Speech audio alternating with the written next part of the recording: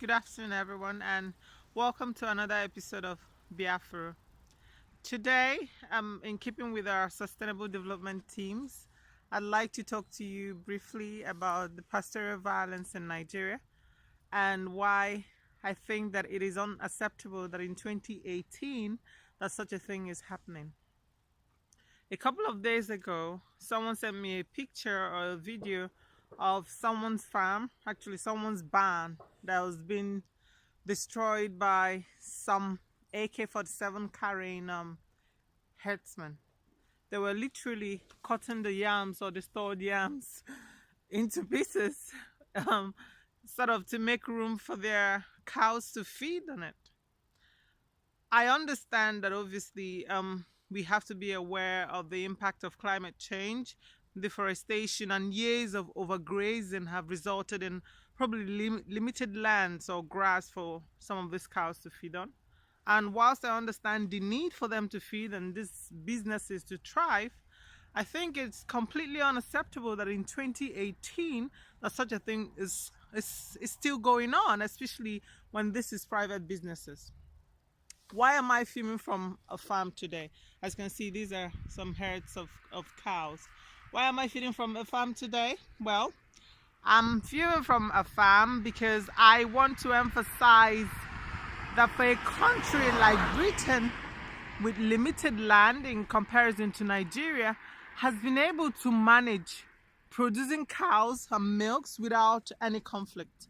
I know obviously we might want to talk about the technological advancement and all, but this is not the case, because here during the winter season obviously there's not enough time to produce feeds or grass to feed the cows. So what do? In May, which is usually the summertime, some of these farmers obviously privately owned the cows, but they might be renting the farmland. They store hay, but in this case, they store silos, that is grass and maize or sort of corns that they end up feeding the cows in the winter. This is from May to May. They store enough to feed them for a year, like the next May, until they can start storing again. So if something like that can work here, why not in Nigeria? I'm sure the owners of this farm makes a lot of money to be able to think ahead in preparation for what are we going to feed our cows in case there's not enough food. I feel that it's completely unacceptable that we should actually be talking about incidents, violence, disputes between herdsmen and farmers in 2018 when there's simple solution to it. The solution is think ahead, plan ahead. There's not always going to be grass for your cows. So why don't you store? Why don't you produce? Why don't you do something about it in your private capacity as the owners of these cows, rather than risk people's lives?